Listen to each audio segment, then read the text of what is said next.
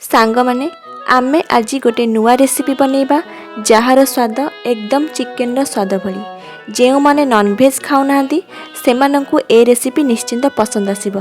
तो चलंतु देखिबा आज रेसिपी।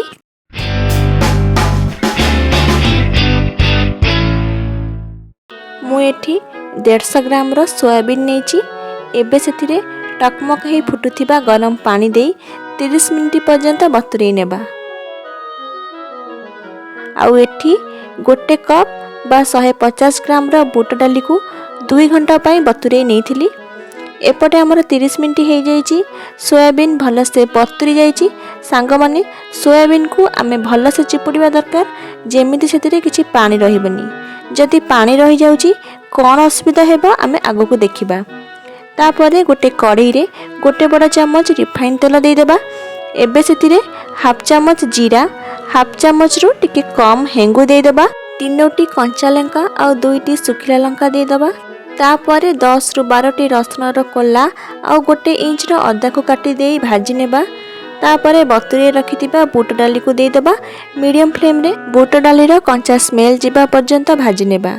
जेहेतु आमे बुट को बतुरे नेइथिलु तो बुट एठी सिजिबा पई बेसी समय नेबनी। मते एठी 6 रु 7 मिनिट समय लागिला।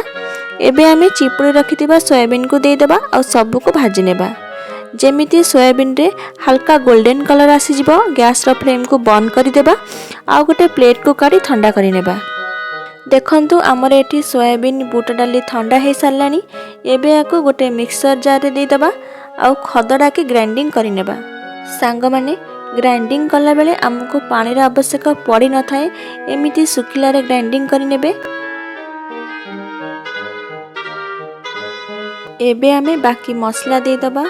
तो गोटे छोटो चम्मच धनिया गुंड, गोटे छोटो चम्मच जीरा गुंड, गोटे छोटो चम्मच गोलमरीच गुंड, हाफ चम्मच गरम मसला, गोटे बड़ चम्मच काश्मीरी लंका गुंड, हाफ चम्मच आमचूर पाउडर, हाफ चम्मच चाट मसला, स्वाद अनुसार लूण, 2 बड़ चम्मच बेसन, गोटे बड़ चम्मच चाउलगुंड और गोटे मीडियम साइज रो प्याज को छोट छोट काटी देई दबा और सब को गोळै नबा। सांग माने आमे जदि सोयाबीन रु भल से पानी न चुपुड़ीबा तो एठी ए मिक्सचर पानिया हो जाई थांता, जहा द्वारा हमको बेसी बेसन किंबा चाउल गुंडर आवश्यक पड़ी थांता, जहा द्वारा टेस्ट बेसन बेसन आसी थांता। तापरे हाथ रे तेल मारी ए मिक्सचर रु अल्प आनी एमती सिलिंडर रो शेप दबा। देखंतु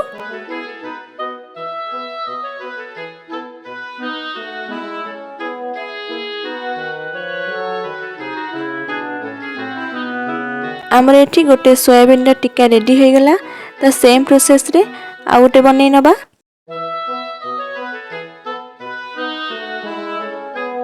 तो बाकी गुड़ा आमे एठी बनै नेले। तापरे गोटे कढ़ई रे किछि रिफाइन तेल नेबा। तेल को मीडियम फ्लेम रे गरम करिबा। तापरे बनै रखिथिबा सोयाबीन टिक्का को देबा। सांग माने यापना को डीप फ्राई करि परिबे, नाइ तो गोटे तावा रे अल्प तेल देई गोल्डन हेबा पर्यंत भाजी परिबे। ए बहुत हेल्दी सह टेस्टी भी होई थाए। गोटे पट गोल्डन हे आसले उल्टी आर पटे भी गोल्डन करि नेबा।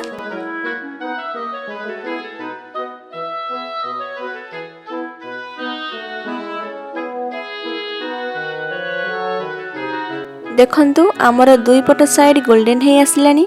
एबे याको आमे काढी नबा।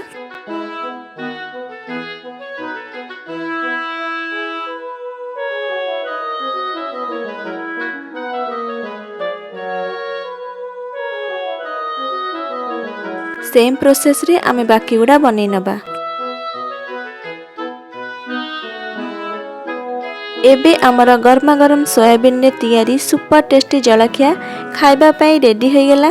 याकू आपण माने टमाटो सॉस सहित इवनिंग स्नैक्स रे खाइ परिबे। एहार स्वाद पूरा चिकेन रे स्वाद परि लागिबो। जदि आपण नॉनवेज खाउनांती तो ए रेसिपी दिने ट्राई करी देखिबे, बहुत टेस्टी लागिबो। वीडियो जदि पसंद आसीताए वीडियो को लाइक करि देबे और जदि वीडियो को प्रथम थर देखुचंती चैनल को सब्सक्राइब करि नेबे। तो पुणी आसीबी आ गोटे रेसिपी नै रहुची। धन्यवाद।